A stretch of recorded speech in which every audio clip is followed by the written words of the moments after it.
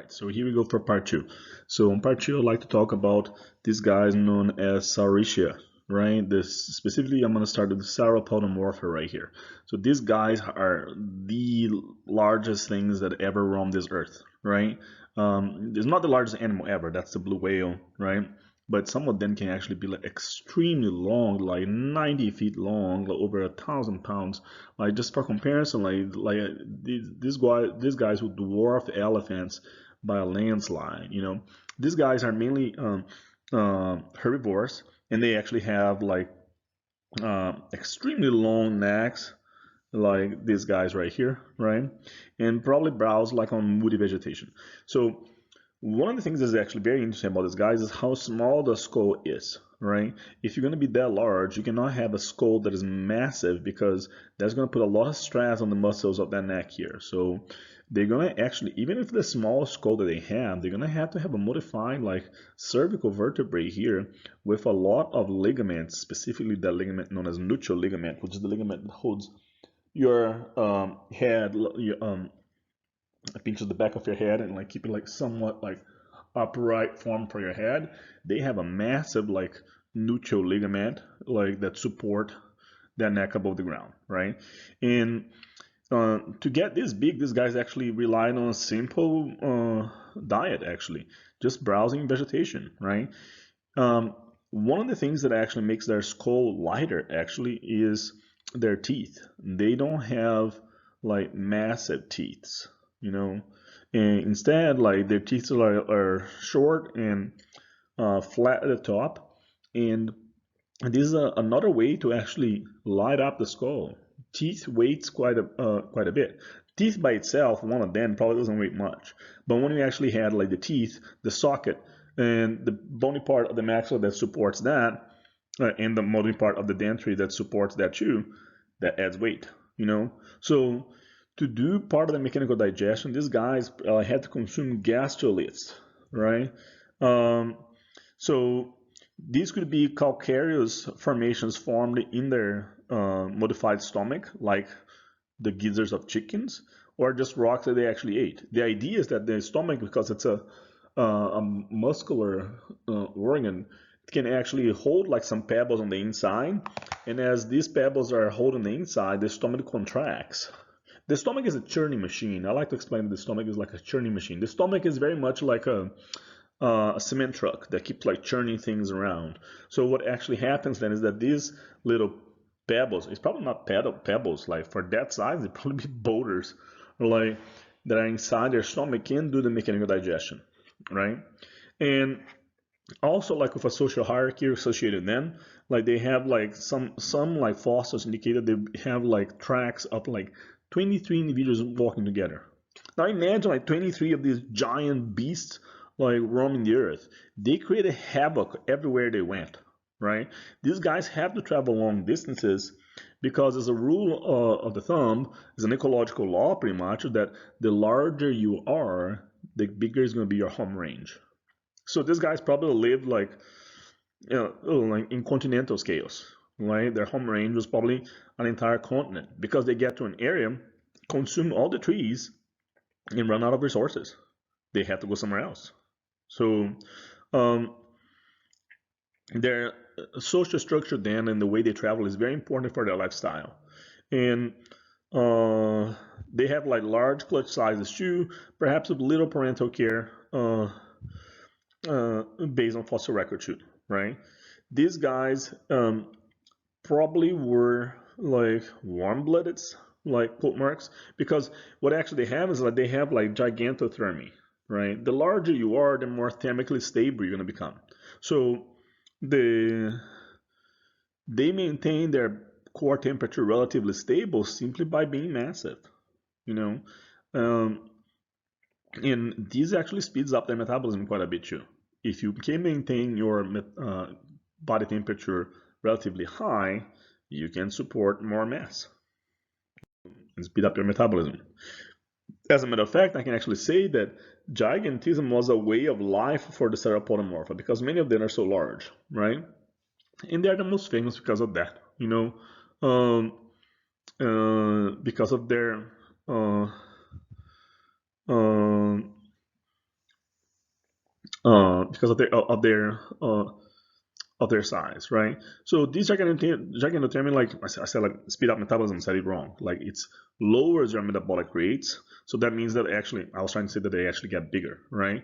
So because you have a lower metabolic rate, you don't burn as much energy like per mass, and you can grow larger, right? Imagine that. Like I said it wrong. Like because when you actually have a low metabolic rate, that's when you actually get fatter. So these guys' low metabolic rate and high food intake translates into rapid growth and more energy for reproduction, right? So guys that were using like um, becoming massive as a way of living, right? So we also believe that these guys probably had to have some sort of symbiotic like bacteria inside their guts to digest that plant material. Otherwise, it would not be possible to absorb that much energy from plants alone and become that big, right? Okay, so I thought that bipedalism is a trend among dinosaurs, but nowhere else this is going to become more evident than in the group of the theropods, right? The theropods are the bipedal dinosaurs, the quintessential bipedal dinosaurs. Many of them becoming facultatively bipedal, but like a good chunk of them actually becoming bipedal in their entire lives, right? So these guys have many bird-like traits, right? They are in the group of the Saurischiae, which is lizard-hipped, but like I said, like this is being disputed, right? And one of the traits that they actually have is presence of feathers, right? Feathers is an ancestral state on that group.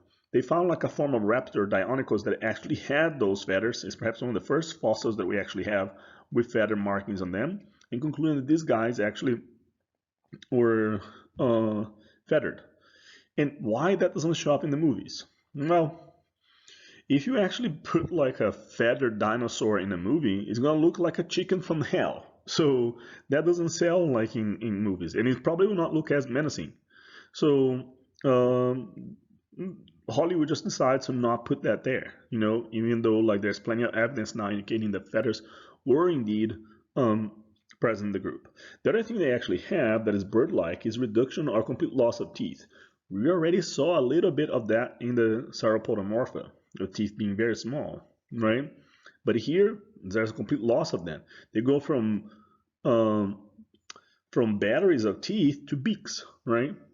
And then um, this group can be divided into three major ones, like the Tyrosauroids, the Ornithomimids, and the Maniraptorans, right? And don't worry too much about those terms. I want you guys to know what theropods are, but don't worry like too much about these like terms right here. You can pretty much ignore that. I'm not going to be asking that on the exam, right? But they do like represent like distinguish niches, right? The Tyrannosaurids like are slow-moving predators with powerful jaw, right? These they get famous because of Tyrannosaurus, which actually gives the name to the group, right? The ornithomimids like are fast-moving predators that seize prey with four limbs. If you actually look at the claws of these ornithomimids, like they have like start showing something that is going to resemble a bird foot, like, and like bird feet can actually be like quite like a powerful weapon. Just think about like how many like people like um illegally do like cock rings like to have like birds fighting. That just recently like on the news there was like they busted like a cock ring in middle Georgia for over like 40 animals being apprehended.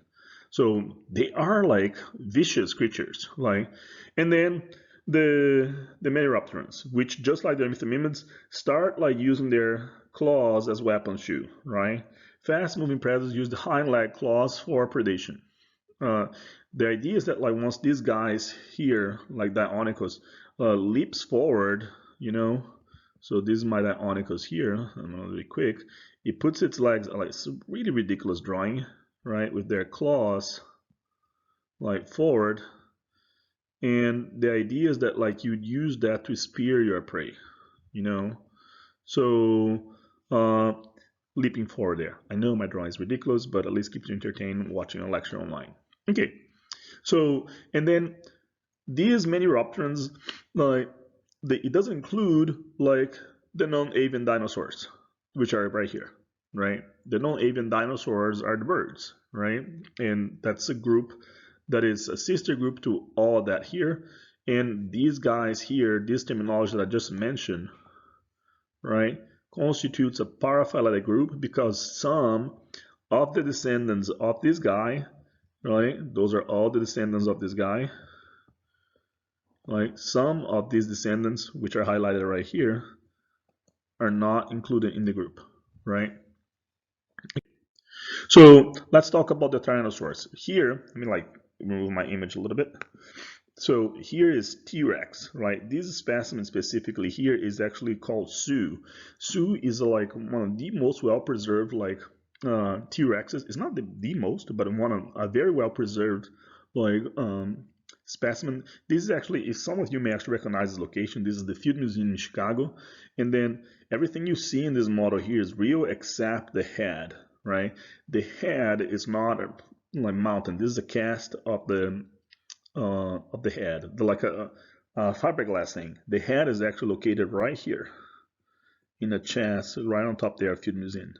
Sue travels the world. She's like being in exhibitions all over the world, but her home is the Chicago Field Museum, right?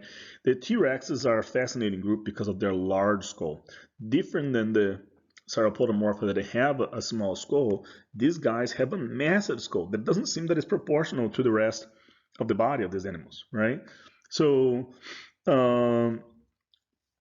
these guys actually like have a really massive jaw that allow them to seize on like very large prey. The idea of the massive jaw that they have is that they can take like a large chunk of the animal.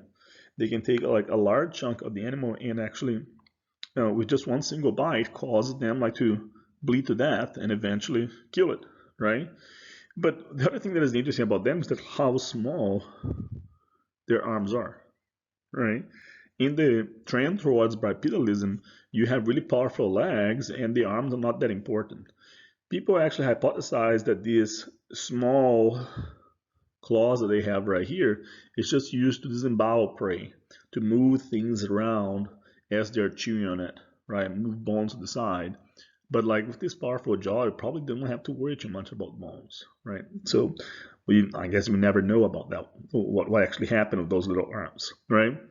Um, some of these teeth are incredibly long. Some of these teeth becoming like 15 centimeters long, right? Um, so that's a good like 6 inches there, of teeth. And then like we actually have some like feces of dinosaur, T-Rex preserve with crushed bone inside them. So really powerful fights for these guys. And then the theropods, right? This looks like a large scale ostrich with a tail on it, you know. The difference is that like ostriches are not going to have like claws like that. They have a lot of fusion of these bones here to become a wing, but this looks like a large ostrich skeleton, right? So with a very small skull, a very long neck, right, and probably occupy the same niche that ostriches actually occupy. So on this specimen right here, I can see what they actually look like if they were feathered. Coloration here, it's subjective. We don't know exactly what it was, right? And don't have like teeth. They're toothless, and this is the group of the ornithomimids that are with Deinonychus in it. The first group of dinosaurs are actually said to have not Deinonychus, like said it wrong. Like Deinonychus is going to be like on the other group known as Maniraptora, right? So some people actually like thought that these guys were um,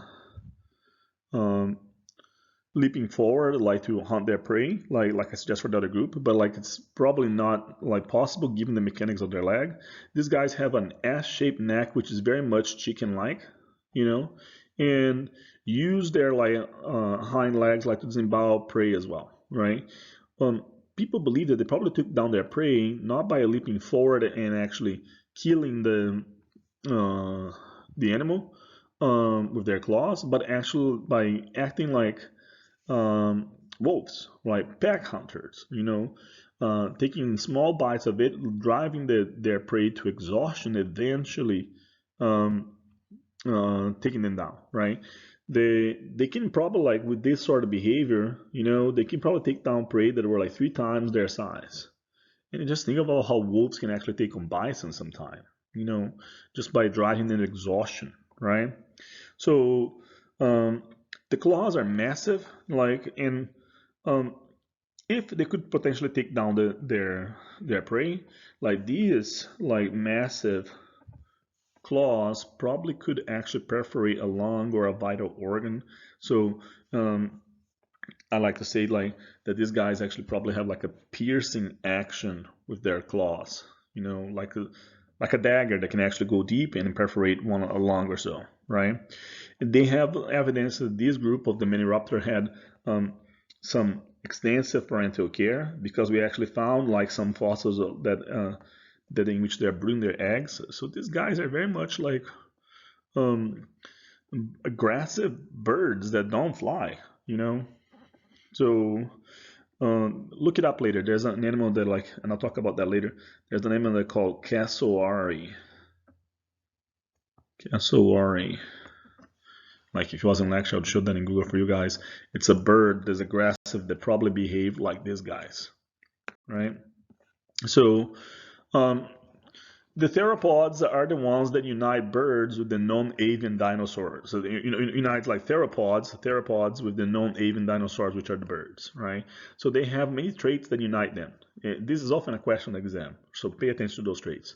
Their neck is S-shaped. Their toes are like 3 toes per foot, right? The intertarsal ankle is very similar among birds and theropods. They have postcranial nematization, skeletal nematization, which is typical of birds, right? And they have feathers, right? Feathers, as you guys saw in that video, probably did not evolve for flight.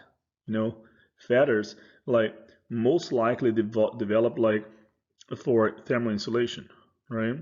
And if these guys were warm-blooded animals, like many people hypothesize they were, the feathers would help in that thermoregulation.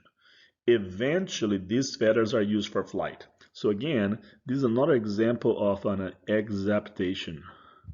The original function of the feathers was thermoregulation, and later on is used for flight, right?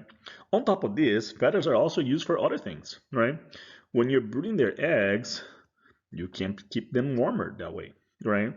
Uh, it, to a certain extent, because birds, when they actually are sitting on top of their clutches, what they actually do, they actually beak their abdominal feathers and leave just the bare skin there. So they can have skin to egg contact, which transfers the heat of the mom to the baby more easily.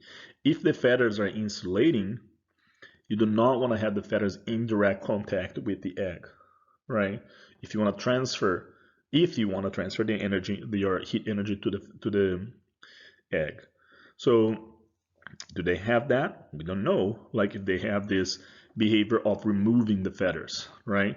But even if they were not transferring their own heat to the eggs, having the feathers will prevent the eggs from varying their temperature according to the environment. You would insulate them from the rest of the environment. And finally, let's not forget that feathers in birds, like in present time, are used for sexual display. So these guys probably look like a Brazilian carnival, like very colorful, with many, many, many different colors, like, and probably using those for sexual display and attract females. The other thing that they have, it's a trait that for a long time it was hypothesized to exist, and until we found like some modern like fossils of theropods, we could not actually have that clear, which is the presence of a clavicle. Clavicle is this bone that you have here, your collarbone, right? That actually gets fused together. Your collarbone is not. You're gonna have one collarbone on one side, one collarbone on the other side, your vertebrae in the back here, and the skull coming right here. My rudimentary drawing here. And the clavicle doesn't touch the vertebrae, right? What you're gonna have is that in the back of your skull, you're gonna have another bone there that is the scapula here, and there's no direct bone-to-bone contact between your vertebrae and your scapula, right? All you have is this collarbone here just gets braced with the chest bone. I'm going to draw the chest bone here in like this, right? Exaggerating that quite a bit. So that chest bone there is the sternum, right? So these guys, what they actually have is that these two clavicles that we have, like they fuse together. Like if this part of the clavicle unite to that one here, and as they do that, they'll create a keel like that. Hard to say like from that picture there, but this is the result here. Is that which bone that you guys are familiar with? Right, so this is the left scapula, this is the right scapula, and then they fuse together right here. That fusion in the bottom right there actually gets a name, right? It's called furcula, right? In which the interclavicle bone unites these two clavicles. The furcula assists in flight. How so? These will actually have a spring action. So the furcula would actually allow the both clavicles to collapse and then spring back. Collapse and spring back. Every time like they beat their wings, like that furcula gets strong and then springs back, strong and springs back, right? So this actually maximizes their ventilation, right? So and because it allows them to breathe better, like with like something that will expand the rib cage for them. On top of this, right, the ventilation for them is highly improved because of the presence of what is known as uncinate processes, which are look like the little spurs coming out of the ribs here. Like many of the intercostal muscles, the muscles that are between the ribs, are connected to this here, right? So what that does is that like improves the respiratory efficiency by allowing them like to not have the rib cage collapse as they flap their wings. These theropods will have that, right? These uncinate processes that add to the respiratory efficiency of these guys.